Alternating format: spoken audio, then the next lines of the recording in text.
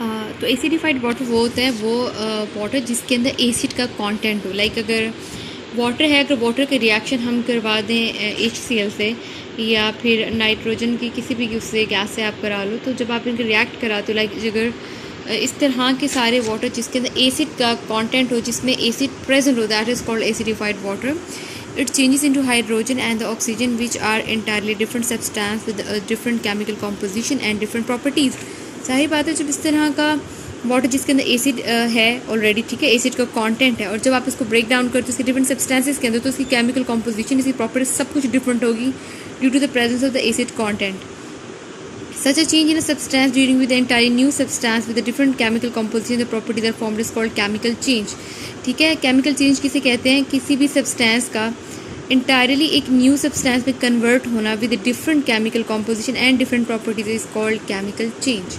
A chemical change is always brought about by chemical reaction. सारी बात है, जब दो डिफरेंट सब्सटेंसेस में या डिफरेंट कंपाउंड्स में आपस में जब केमिकल रिएक्शन होगा, उस रिएक्शन की वजह से कौन सा जो केमिकल रिएक्शन होगा उससे क्या होगा, एक केमिकल चेंज इंड्यूस होगा. ठीक है, केमिकल चेंज है that is actually occur due to the chemical reaction. ठीक है, और केमिकल रिएक्शन की वजह से केमिकल चेंज आएगा. केमिकल रिएक्शंस आपको बता रहे हैं कि डिफरेंट केमिकल्स का आपस में क्या होना, रिएक्ट करना. ठीक है, रिएक्शन शो करना. तो next is chemical reactions. We deal with a large number of the chemical reaction in our daily life. ठीक है, हम अपनी डेली लाइफ में बहुत ज़्यादा केमिकल रिएक्शन को डील करते हैं. During this reaction atoms present the different substances rearrange themselves to form the new substances.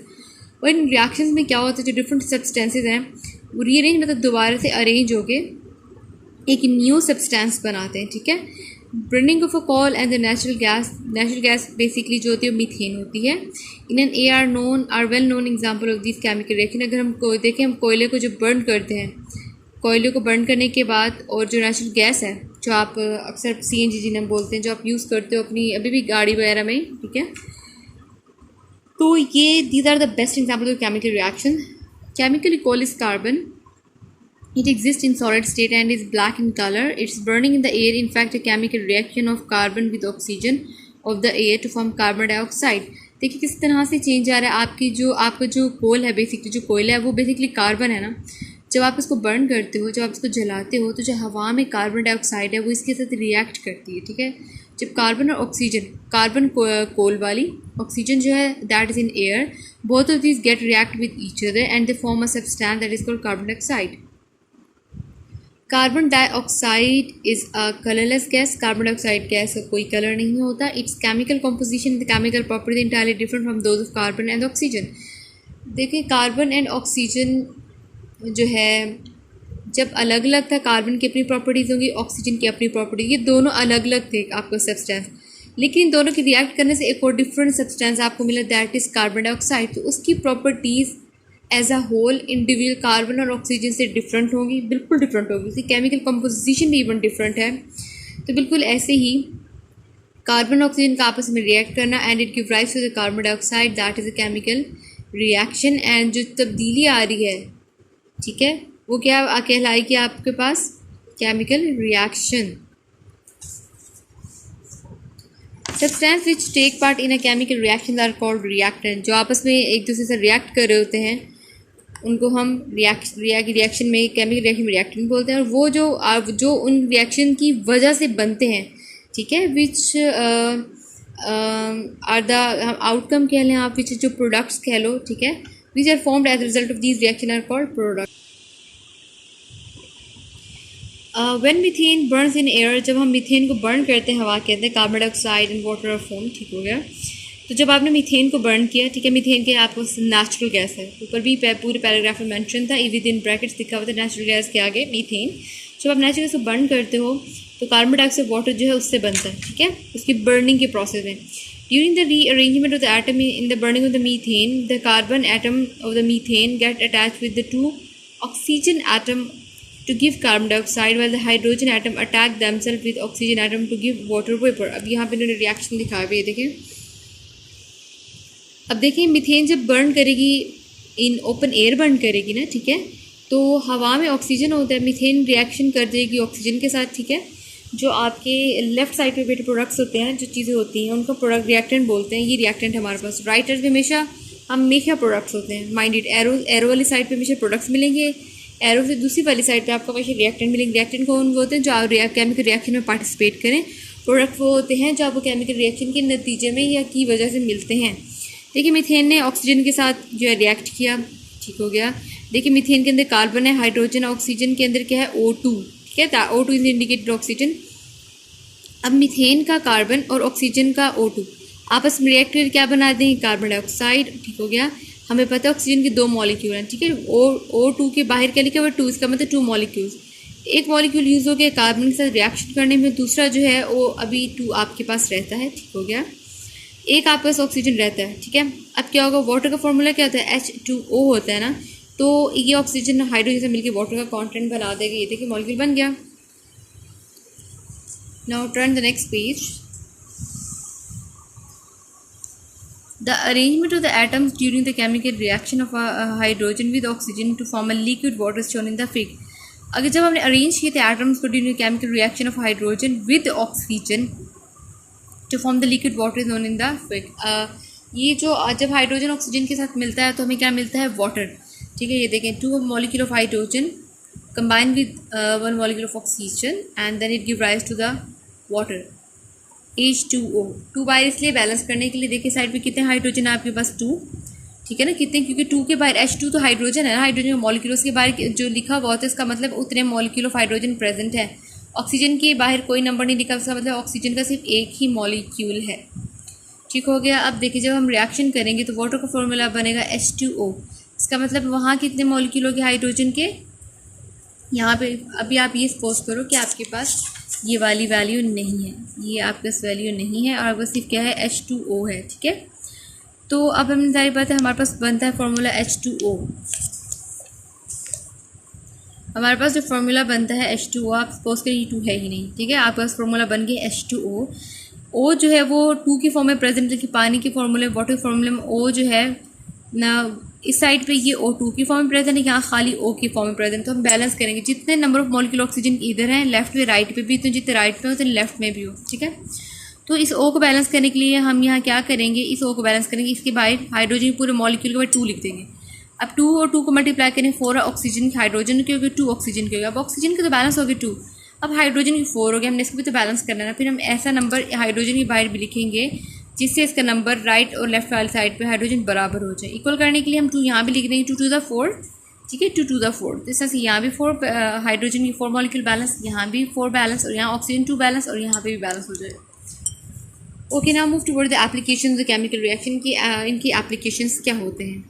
Burning, respiration and the photosynthesis are the example of the chemical reaction. हम कहते हैं जो जलने का अमल है या सांस लेने का अमल है या फिर फोटोसिंथेसिस का प्रोसेस जिसके प्लांट्स जब भी फूड प्रिपेयर करते हैं, सारे अंडर आते हैं केमिकल रिएक्शंस के, which take place everywhere in our environment. हमारी इन्वायरमेंट हर जगह ये वाले रिएक्शंस जो कैरी आउट हो रहे हैं। फ्यूल, नेचुरल गैस और petrol etcetera on it's burning in vehicle engine produce different gases. The gas so produced develop pressure to move the piston in the engine and to turn the vehicle. Basically जब हम petrol डलवाते हैं या natural gas डलवाते हैं उससे क्या होता है? इस पेट्रोल की जलने से क्या, हम जब गाड़ी चलाते हैं तो बेसिकली बर्निंग ऑफ क्या होती है? गैस या फिर पेट्रोल हो रहा होता है। अब क्या होगा? इस गाड़ी के चलने की वजह से अंदर पेट्रोल बर्न कर रहा होता है, उसकी वजह से गैसेस प्रोड्यूस होती है। गैसेस क्या करती हैं? जो आपके इंजन का पिस्टन होता है वो प्रेशर दे के गैस के पिस्टन को, गाड़ी के पिस्टन को प्रेस करती है। पिस्टन प्रेस होने से आपका क्या कहते हैं? इंजन जो है जो इंजन का पिस्टन है वो क्या काम करेगा? प्रेशर आने से गैस के व्हीकल को मूव करवाने में, चलाने में हेल्प आउट करेगा। Heat produce during the burning of the fuel in our kitchen is use to cook food. अब वो हीट जो हम प्रोड्यूस कर रहे होते हैं, हम आपने देखा फ्यूल यूज़ करते हैं किचन के अंदर, burning of fuel in our kitchen, तो उससे हम फूड जो कुक कर रहे होते हैं उसके पूरे प्रोसेस क्या प्रोड्यूस होती है? हीट प्रोड्यूस होती है। Heat produce during the burning of the fuel in the industries is use to produce steam from the water. Industry के अंदर जो स्टीम पैदा होती है, ठीक है, इंडस्ट्री वाले जो फ्यूल को जलाने से जो स्टीम पैदा करते हैं उसको कहाँ यूज़ करते हैं? स्टीम प्रोड्यूस करते हैं वाटर से, क्योंकि इंडस्ट्री के अंदर फ्यूल कहाँ यूज़ होता है? पानी को स्टीम में कन्वर्ट करने के लिए। During photosynthesis in the plant, carbon dioxide and water react to produce glucose and oxygen. अब photosynthesis के प्रोसेस के दौरान तो during photosynthesis the plant carbon dioxide in the water react to produce glucose and oxygen. जब photosynthesis का process होता है, जो कार्बन डाइऑक्साइड है और वाटर है वो आपस में रिएक्ट करके ग्लूकोज और ऑक्सीजन बनाते हैं। Reaction takes place in the presence of sunlight. हमें पता है जो प्लांट्स है वो सनलाइट की प्रेजेंस में फूड प्रिपेयर करते हैं, ठीक है। कार्बन डाइऑक्साइड का मॉलिक्यूल और जो वाटर है वो आपस में रिएक्ट करेगा, ठीक है। ग्लूकोज और ऑक्सीजन जो है इसकी वजह से बनेगा। और जो प्लांट्स हैं वो कार्बन डाइऑक्साइड कहाँ से लेते हैं? Through the process of respiration. हम क्या करते हैं? रेस्पायरेशन प्रोसेस में कार्बन डाइऑक्साइड क्या करते हैं? एक्सहेल करते हैं, ऑक्सीजन इनहेल लेते हैं। ह्यूमन बींग्स जो हैं प्लांट से ऑक्सीजन ले रहे होते हैं, ठीक है, और कार्बन डाइऑक्साइड इनहेल करके प्लांट्स को दे रहे होते हैं। During respiration the oxygen of the air react with the food to produce carbon dioxide in the water in the cell of the living organism. अब लिविंग ऑर्गेनिज्म के cells के अंदर रेस्पायरेशन के दौरान जो हमारी हवा में ऑक्सीजन प्रेजेंट होती है वो रिएक्ट करती है आपकी फूड के साथ, ठीक है, ठीक है, react with the food to produce carbon dioxide in the water, ठीक है। उससे क्या करती है? वाटर और कार्बन डाइऑक्साइड का कंटेंट जो है प्रोड्यूस करती है लिविंग सेल्स के अंदर। The energy produce during this reaction is use to form all the body function in the living organism. वो एनर्जी जो आप इस प्रोसेस के थ्रू अचीव कर रहे हो वो आपको हेल्प आउट करती है कि आपकी बॉडी के अंदर जितने भी फंक्शंस हो रहे हैं वो सारे के सारे अच्छे तरीके से परफॉर्म हो सकें। अब देखिए ग्लूकोज है और ऑक्सीजन, इनका आपस में रिएक्शन करवाएं आप, ठीक है। तो ये अब ये जो रिएक्शन है respiration, that is opposite to the photosynthesis. आप ये देखिए ऊपर वाला फोटोसिंथेसिस का रिएक्शन है, नीचे वाला रेस्पायरेशन का है। अब इस केस में क्या होगा? देखिए ये जो आपके पास है ना ये वाला रिएक्शन, इसकी फोटोसिंथेसिस के प्रोसेस के अंदर जो आपके प्रोडक्ट्स हैं वो रेस्पायरेशन में आके रिएक्टेंट बन जाते हैं, और जो आपके यहाँ रिएक्टेंट है फोटोसिंथेसिस में आके प्रोडक्ट्स बन जाते हैं। तो दैट्स द डिफरेंस। तो अब रेस्पायरेशन में क्या होगा? कार्बन डाइऑक्साइड और वाटर मॉलिक्यूल बनेगा, एनर्जी रिलीज होगी। Conversion of the milk into the yogurt and the formation of the baking products involve the chemical changes which are brought about by the microorganism. जब हम दूध को दही में convert करते हैं, ठीक है, and formation of the baking products, जब हम बेकिंग प्रोडक्ट्स, आपने केक बेक किया होगा, ठीक है, या पिज़्ज़ा वगैरह बनाओगे, सारे बेकिंग आइटम्स हैं, involve the chemical changes which are brought about by the microorganism. जो माइक्रो ऑर्गेनिज्म प्रेजेंट के अंदर ये सारे प्रोसीजर होते हैं। सच केमिकल रिएक्शन होती है, reactions are called fermentation reaction, जिसके अंदर माइक्रो ऑर्गेनिज्म की इन्वॉल्वमेंट हो जाए, जिससे हम माइक्रो ऑर्गेनिज्म यूज़ करते हैं। आपको पता है किस तरह से बेकिंग में आप यूज़ करते हो ना? यीस्ट, पिज़्ज़ा बेक करते हैं, बहुत लोगों को आइडिया होगा, यीस्ट डालते हैं। यीस्ट क्या है आपको पता है? माइक्रो ऑर्गेनिज्म है ना, फंगस है ना यीस्ट, हमें पता है yeast are belong to the family of the fungus. इस तरह सारे रिएक्शन जिसके अंदर आप यूज़ करो बैक्टीरिया या फंजाई वगैरह, तो उनको हम कहते हैं fermentation reactions.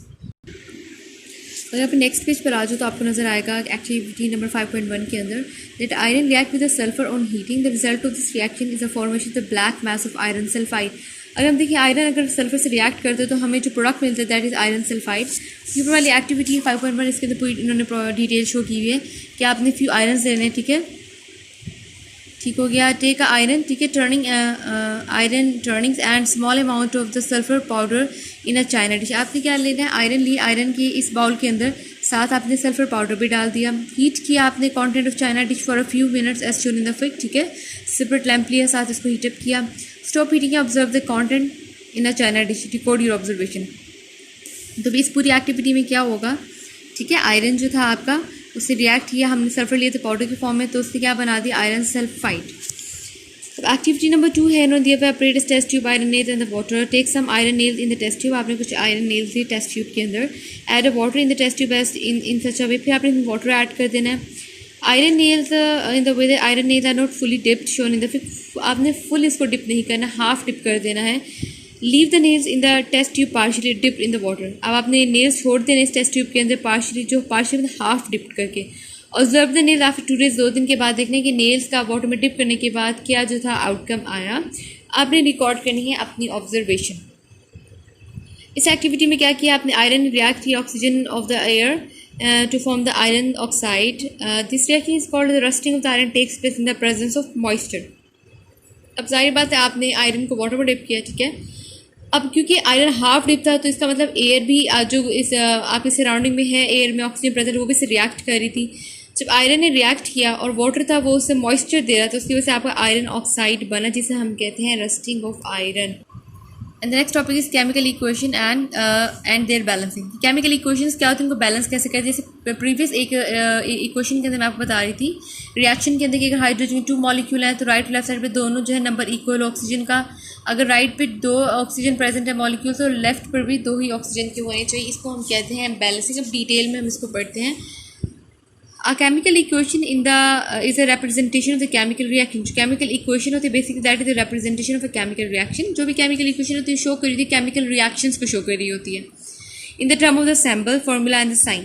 In the chemical reactions, reactant and the products are separated by arrow. ठीक है, हम reactant को मैं आपको ही बता रही हूँ. जो आपके product है वो right side पे होंगे, जो आपके reactant है वो हमेशा आपकी left side पर होंगे. Symbol and the formulae of the reactant are written on the left hand side of the arrow. Whereas the product is written on the right side. The arrow is directed toward the product. Arrow जहाँ पे move कर रहा है, जहाँ arrow की direction है वो बता रहा है कि हमें products दे रहा है.